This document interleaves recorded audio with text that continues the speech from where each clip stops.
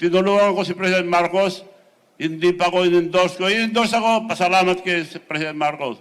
Kung hindi niya ko i-endorse, salamat pa rin. At kung bago ka lang dito sa ating YouTube channel, pwede po bang mahingi ang inyong subscribe at huwag kakalimutan, pindutin ang notification bell para ma-notify ka pag meron tayo mga ganitong uploads. Salamat kabayan! Ako po, former Governor Chavez Singson ng Ilocos Sur.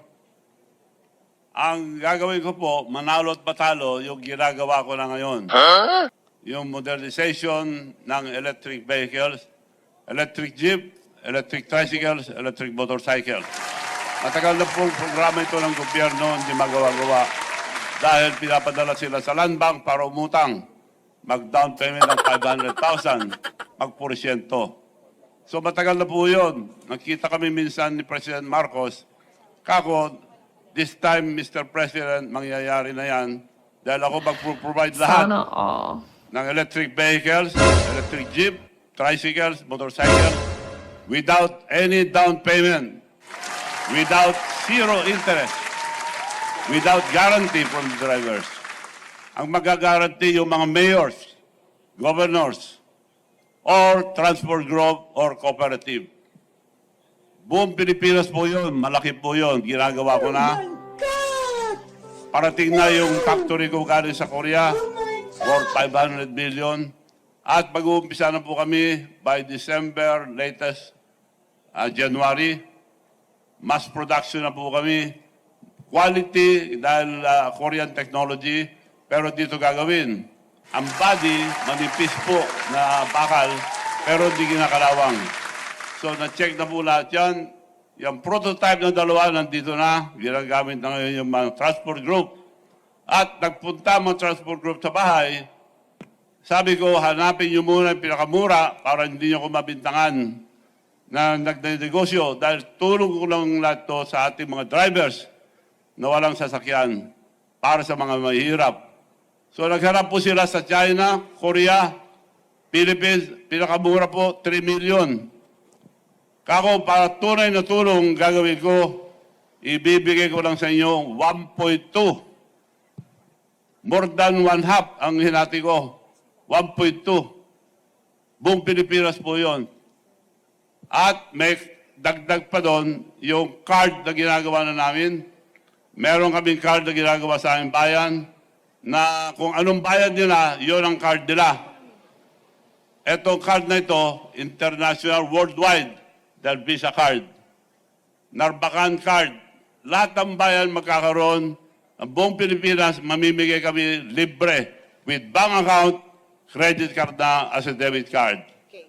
So, ito po, gawa-gawa lang namin, pero maandar.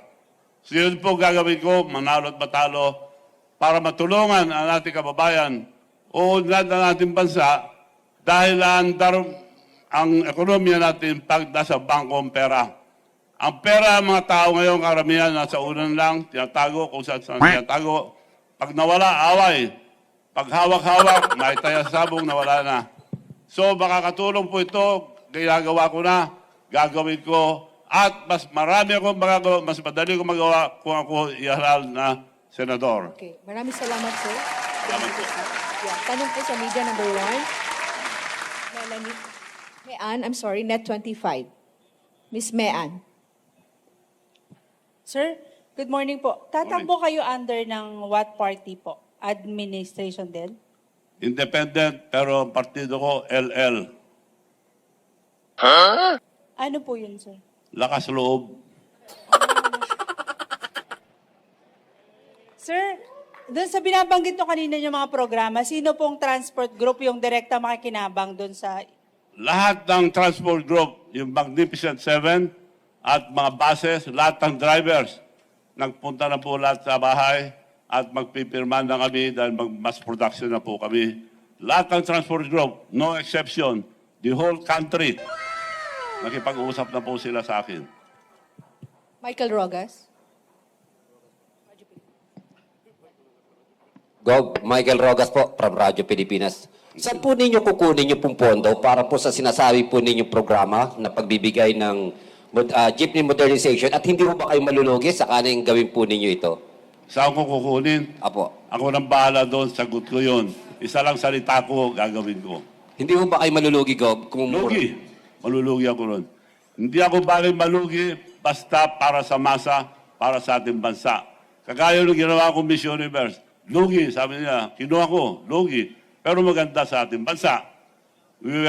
It was considered as the most successful Miss Universe ever in the entire world. So binibigay sa akin ng Miss Universe, anytime, gawin ko raw, wala nang down payment, wala nang may discount pa. So yun ang nangyari, the best Miss Universe ever. Walang nakakuha po sa Pilipinas ever, not even the government. Nagawa ko po yun. last question po, meron din po kayong digital bank. Maaari niyo po ba kami bigyan ng konting background nitong digital bank po ninyo, Gov? Yes, yung digital bank, meron kaming bangko sa Amerika. Bihira po maka-approve ng bangko sa Amerika. Meron akong bangko ron, Bigham Bangko International. Meron din akong local bank at meron kaming digital bank. Yun ang tutulong magpandar. Right now, our card is being powered by Union Bank. Katulong yung bangko ng masa na ginagawa ko ngayon. Maybe within a month, andar na yun. Yun ang tutulong dahil dalawang gagamitin ko, Visa card at saka Mastercard. Buong bansa, bibigyan namin ito libre, katulong ang ating mga mayors. Matagal na namin programa ito, itutuloy po namin. Kasama ko po yung mga local officials, local government officials, governors, mayors, city mayors, and cooperative and transport group. So, eto po, itatap lang sa jeep nila, lipat na sa account nila. At nagagamit ito sa buong mundo. Nasubukan ko na US, Las Vegas, Japan, Korea, sa ibang bansa, nagagamit po ito. Tatlo lang nagpapandar ang credit card. Yun yung pay, Visa card, Mastercard. So, ito, Visa card, lumandar. So, ginagawa namin ngayon, Mastercard para sa lahat. Because 77% ang Pilipino walang bank account.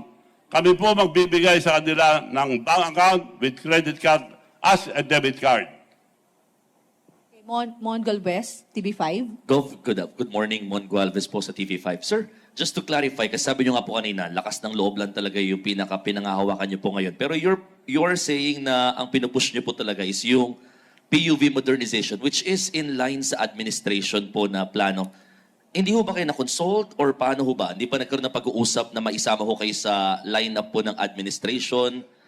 At saka bakit po talaga tinuloy niyo po ang pagtakbo pa sa Senado? Ayaw ko po kumandidato noon. Dami nagtatanong dahil sa ginagawa ko ng matagal ito. Bakit hindi kayo tumakbo? Hindi lang ako dahil kontento na ako. Dahil aming probinsya, nag-umpisa ko ang governor, kami ang pinakamahirap. Malit lang ang probinsya namin.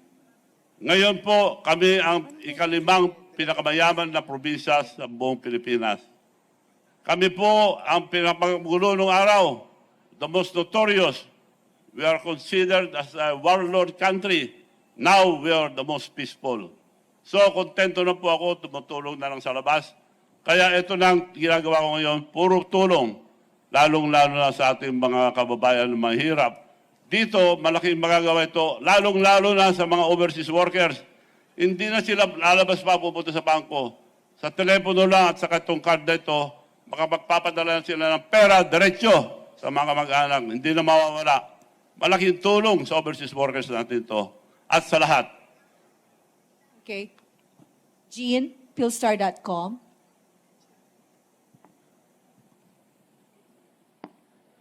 Sir, hello. You said that whether or not you win, you'd fund EV vehicles. So why the need to run for senator? Ma'am, what's the target? Can you repeat, ma'am? Why the need to run for senator? Kasi whether or not you win, you'll fund yung mga electronic vehicles. So bakit kailangan niyo pa po tumakbo? Bakit ako tumakbo? Para mas madali gawin at making mga ginagawang pagtulong sa taong masa. Dahil punong-puno pa rin tayo ng red tape. Ma-red tape pa rin, ang hirap gawin. Yun lang ginagawa ko na pamimigay ng jeep. Ang daming dinadaanan. Dadaan sa DOST, dadaan kung saan-saan. Mahirap po. Pag nasa Senado ko, mapapabilis ang pagtulong ko sa taong bayan, lalong-lalo na sa mga mahihirap. Nico Bagsik, Teleradio. Good morning po, Governor Chavit. Sir, na-mention niyo po, nakausap niyo po yung Magnificent Seven po na transport group po, no? How about po yung Piston at saka yung Manibela? Kasi sila po yung against po dito sa jeepney modernization program. Nagpunta na po sila sa aking bahay. Kasama po sila lahat. Walang humindi. Ang babang presyo, lugi ako ron. Billions ang lugi ko ron. So, pumayag po sila. Ang ayaw ang iba, yung consolidation. Kinukuha yung prangkisa nila at sinasabi kung saan sila bibiyahe. As far as the modernization program is concerned, payag lahat po sila. And then, Governor, na-mention niyo po na yung mga prototypes po ay galing po sa Korea po, ano? Hindi po ba maapektuhan nito yung mga local producers po natin ng mga sasakyan po katulad ng Saraw? Hindi po.